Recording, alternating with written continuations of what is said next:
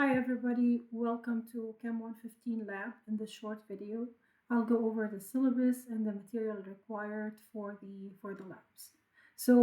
As we mentioned earlier, that the labs are going to start in the week of September 1.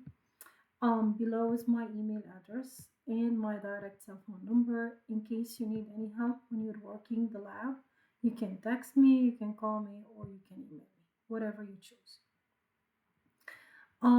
We do have a total of 11 labs this semester, and we're not going to drop any of these labs. So you are responsible to submit all of these labs.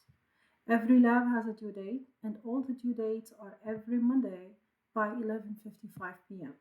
You guys, just because we do have all of these labs, I want to make sure that I am consistent in grading. So I would kindly request that you adhere to the due date and make sure due date and the due time, and make sure that you submit your lab reports on time.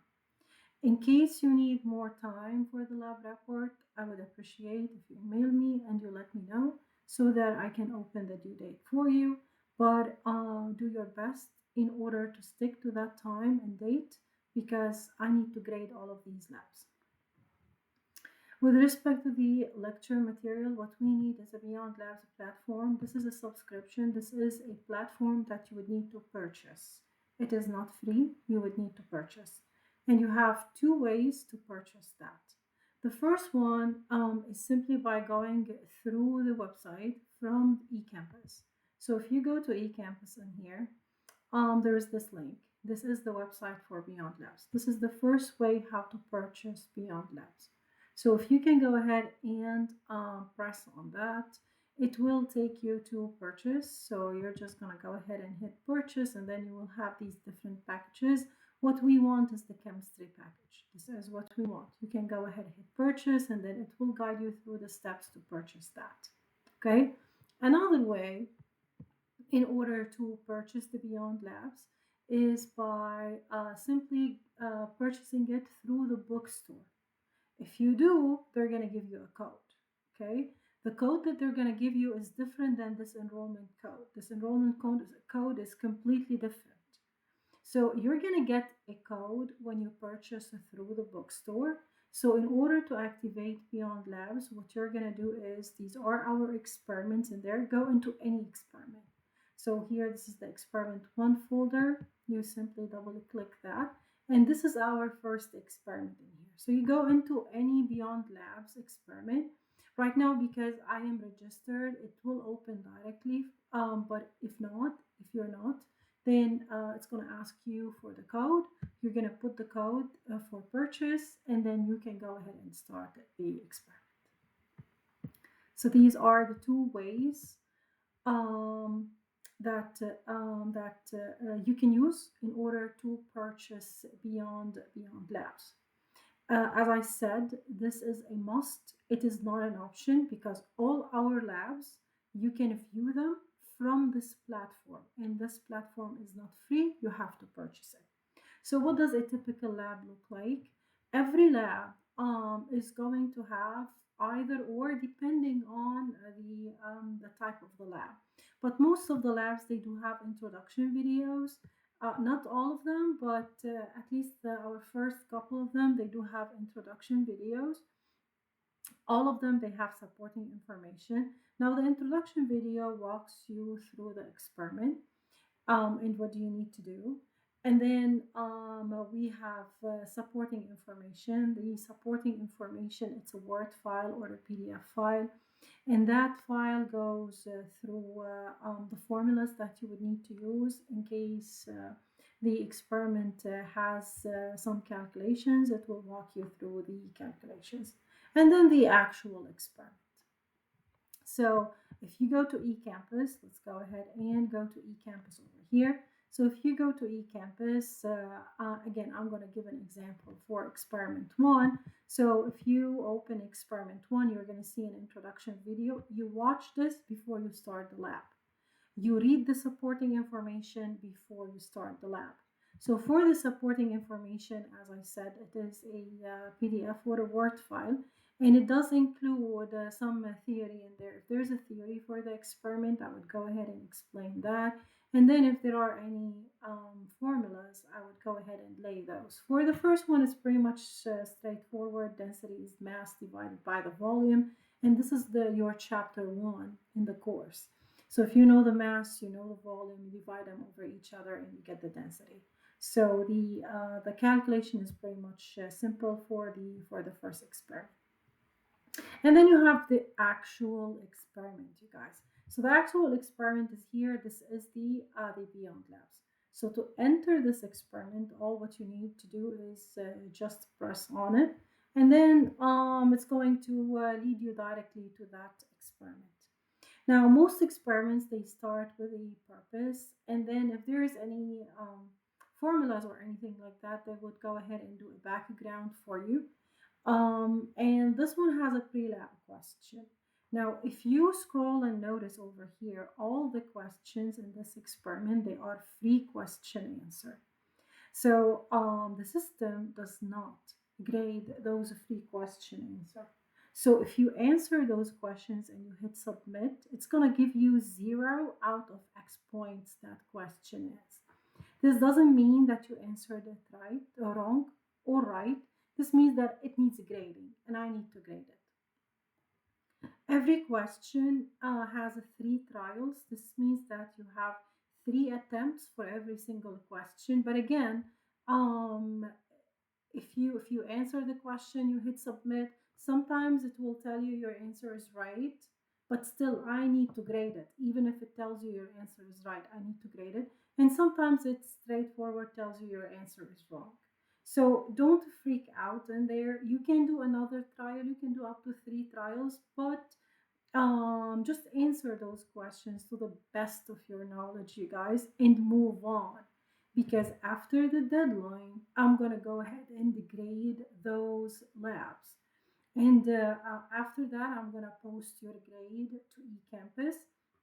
Now, if your grade is low after I grade those labs, then I'm going to email you and tell you fix this, this, and this, and then you're gonna go ahead and you're gonna attempt that experiment again. You're gonna fix whatever you need to fix, and then you're gonna submit again, and I'm gonna regrade. This is how you improve your lab grade. This is why I'm saying that I want you all to stick to the due dates and I want you to submit based on the due date so that you can give me more time to grade, and also you can give yourself more time in case there is anything that you would need to fix. You can fix it and then submit back again. So every question has a submit button and you're going to submit that so that you move on to the next question. Now, for these types of questions in there, or for the lab in general, you can pause and resume. So you can submit 2 questions in there, and then if you want to go ahead and leave that experiment to do it the next day, you can simply close it, and this is it. Okay, and then you can come back the next day and resume your work. No problem with this. But as I said, you do have 3 trials for every single question, but it's not gonna, whatever it tells you, if it's right or wrong, it's not 100% accurate, okay? I need to grade those. Then you have the actual experiment. So once you start with the procedure in there, there is a link. See this link? This is your actual experiment. So what I would suggest is you do a right click and you open in a new window. And then you put the experiment and the procedure side by side. So let's put them side by side in there so that we are able to go from the procedure to the actual experiment. So this is the actual experiment here. I would make the area of the actual experiment as big as I can make it. Okay, I think this is the biggest I can make it in here. Okay. If you watch the video for this lab, it will walk you through how to do the lab. These are the solids that you would need to choose from. And if you put your cursor on each of those, it tells you the name of the solid. Please read the procedure and stick to the procedure in answering the questions. Another thing is saving the lab. Okay, Now let me go back to the actual to eCampus. So let me go back to eCampus. I'm just going to go ahead and close that and go back to eCampus. So let's close that, go back to eCampus. So what you have here is an enrollment code. Now, this is really important because this enrolling in the class is for me so that I am able to go into your experiment and see your work. So this is a one-step procedure that you would need to do. And after that, you're not going to be using the website Beyond Labs anymore. You're going to access all our experiments from the experiment folder.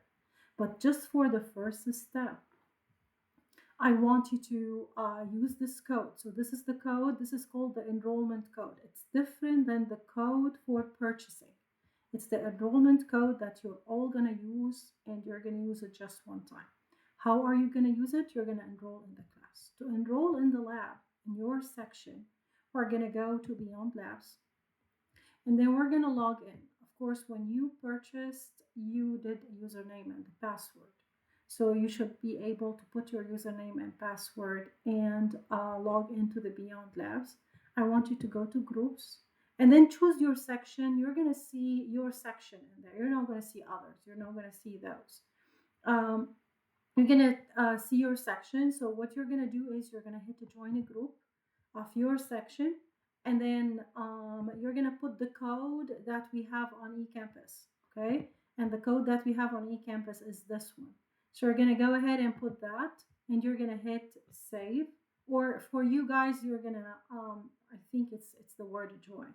So you're going to join that, and then you're going to be in class, okay? I will be able to see your workbook in class. So what this will enable me is the following. Let me go back to the experiment.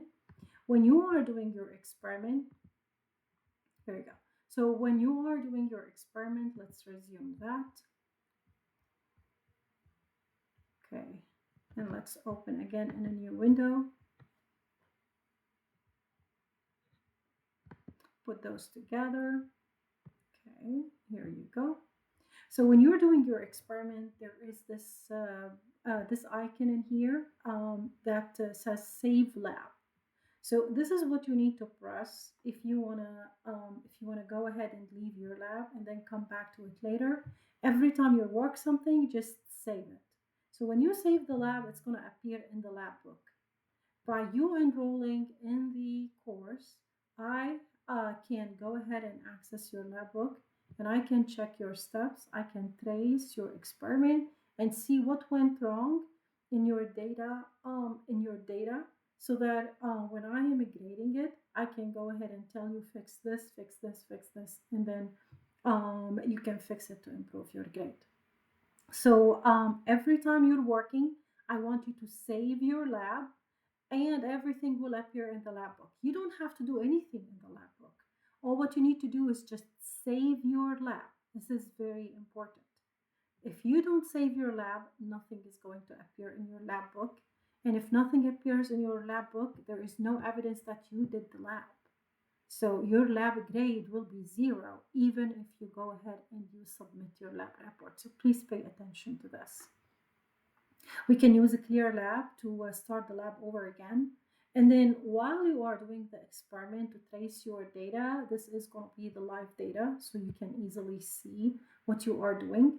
And then the stockroom. The stockroom are the chemicals that you are using. So when it tells you use ethanol, use methanol, these are it, okay? So you go ahead and you choose whatever you need to choose in there. So every question, as I said, does have a submit button, and you go ahead and you submit your question, and then you wait until I grade it and post the grades on eCampus before you simply email me and tell me my grade is very low. It's low because the system will not grade question answer, free question answer questions. So okay, so you're gonna go ahead and answer everything in there.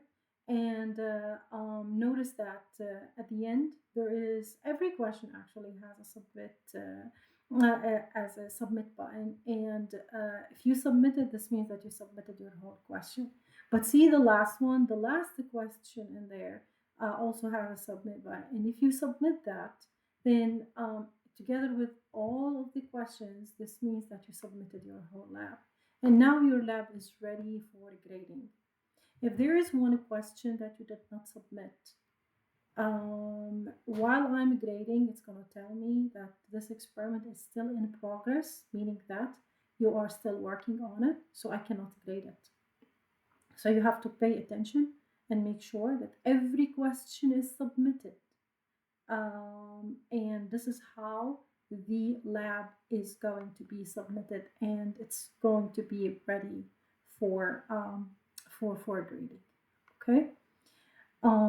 Let's go back to the syllabus. So that is regarding the experiments in there. We said there are 11 experiments, and these experiments are 100% of your grade. Each experiment is 9.1% of the grade. So your grade is going to be built up, okay? And for the midterm, you are going to be graded from experiment 1 to experiment number 5. So when the midterm comes, make sure that experiment 1 through 5 are submitted so that you will see a grade on eCampus for those experiments. Your grade is going to appear, guys, in the grade book. So you go to your grade book in there, and once you go to the grade book, it's going to show the grades. Now, right now, every experiment is shown as points. I'm going to change those into percentages. So after the deadline, after I grade the experiment, you are going to see your grade in there. Let's say it is 100%, okay, or 80%. Then after you see your grade in there, what you're going to see right now, because you did not submit anything, you are now going to see your total. But once you start submitting and I grade, then you're going to see a total in there, and the total is going to start building up. So every experiment is 9.1%. So if you submit one experiment, your grade is going to be out of 9.1%. And then if you submit 2 experiments, your grade is going to be out of 18.2% and so forth. Okay, this is how you view your grades in there. Let's go back to content. Pretty much that's it. We do have 2 handouts in here, periodic table with names and without names. You will be using both in one of the labs. I believe it's lab number 4 in the naming. So you'll be using those 2 periodic tables. And I've released all of these experiments for you. So right now they are all released. They all have a due date. All of them, they have a due date. Make sure that you stick to the due date. And my advice is, I mean, you can work ahead, yes. This is an online class, but make sure that the topic is covered in class before you go ahead and you do its actual experiment. You guys. Let's check the syllabus, see if I missed anything. This is for your reference. This is the table of contents, and the due dates are over here. These are all the experiments that we will be working with. Now, with respect to experiment lab number 6 in there, that topic might not be covered in lecture, but in the supporting information, I am explaining this topic in here. And if you have any questions when it comes to lab number 6, I'm here. Just let me know. I'll schedule a Teams time with you and meet and will help you out. Okay. Okay, guys. So pretty much this is everything that I wanted to say. If you have any other questions, please do not hesitate to let me know.